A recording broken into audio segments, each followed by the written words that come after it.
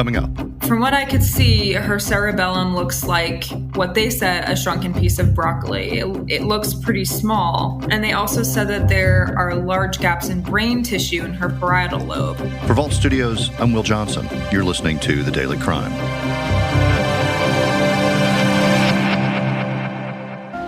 Behind this fence sits some of Idaho's death row inmates. 8 people are currently on Idaho's death row, including one female, Robin Rowe. The death penalty has been taking longer and longer, and it's gotten longer over time. 30 years ago, Robin Rowe was sentenced to death, convicted of killing her husband and 2 children. She's had multiple appeals to have her sentence changed over the years to no avail. But in June of this year, Robin Rowe and her attorneys gave it one more try. And this time it's based on a recent U.S. Supreme Court ruling and evidence of Rowe's brain atrophy.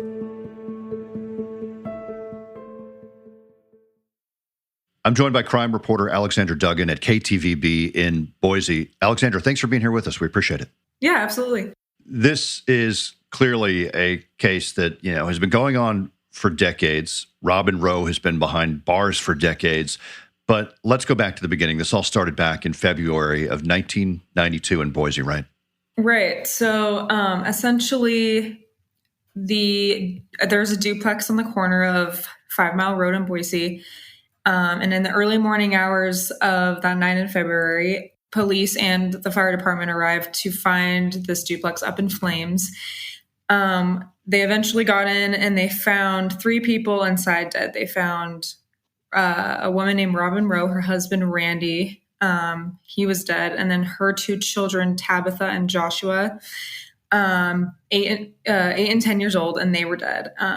And they figured out that they had died of either carbon monoxide poisoning or smoke inhalation. The reports vary on that. But the assumption was that they essentially didn't wake up. And Robin Rowe was not at the residence at the time, but she was staying at a friend's house, and she had awoken her friend saying, something's wrong with my house. I just have a weird feeling. We need to go check out my house. So they drove to the duplex, and she was told that her family had perished in the fire. Well, the fire investigators later said that they believe someone intentionally set the fire because of all the circumstances within the house. So they figured out the flames were exacerbated with a petroleum-based substance. The breaker for the smoke detectors in the home was turned off. A fan was running, which they think was supposed to be turned on to circulate the smoke. And they eventually charged her with arson and homicide because they had looked into her past at that point, and they just figured out that, through all of these reports and what she was saying at the time, that she was kind of their best suspect. And you mentioned her past. I don't know if we can talk about, but at the time, the sheriff mentioned that what was involved in her past was actually another suspicious fire back in 1980, right? Right. So Rowe lost another child in 1980, a young boy in California through a suspicious fire, or what they described as a suspicious fire. And I believe the circumstances surrounding that was kind of hazy, but I think that there was some sort of portable heater or something in his room, and that his blanket had caught fire, and he tried exiting the room, but he couldn't leave the room, and he was found dead in the room. And they kind of suspected Rowe of doing that as well. And she had another infant that possibly died of SIDS. So they kind of raised some eyebrows looking at her past when it came to that. And so her husband, Randy, her 2 children, Tabitha, 8 years old, Joshua, 10 years old, they died in this fire in 1992. She goes, she's arrested and eventually sentenced to die just the next year, 1993, right? She's sentenced. Right. So what's interesting about that is actually in Idaho, there was no penalty jury for these kinds of cases, like death penalty cases. So a judge actually sentenced her to die, which is not really the case anymore. You get a jury to decide your penalty. So that's what's kind of interesting. So if she was resentenced, she probably would be facing a jury to decide that rather than a judge. But the judge at the time called her a cold-blooded, pitiless slayer. And it came up in the trial, I believe, that she'd taken out some life insurance policies too. She did. She had taken a lot of money out on her family at least 2 or 3 weeks before, like at most 2 or 3 weeks before the fire. So she's sentenced to die back in 1993. Over decades, she has filed appeals and tried to challenge or change her sentence. And we can talk about those a little bit. What is her execution date currently? She was sentenced to die in December of 1993, but it's been on hold for so long, just pending all of her appeals. So she's appealed many times. She's also filed for post-conviction relief many times. But what's interesting about this time that she filed for post-conviction relief just last month is based on a new Supreme Court decision.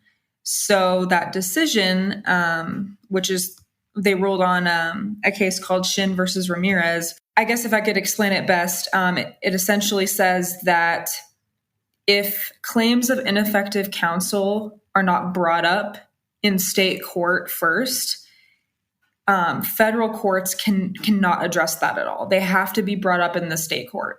So now they're filing this post-conviction relief in the state court so that if it does go to federal court, they can further address that. So they're filing on this defense of a brain atrophy once again, which they've used before. And they're saying that her counsel at the time was ineffective because they did not bring forth evidence of her brain atrophy.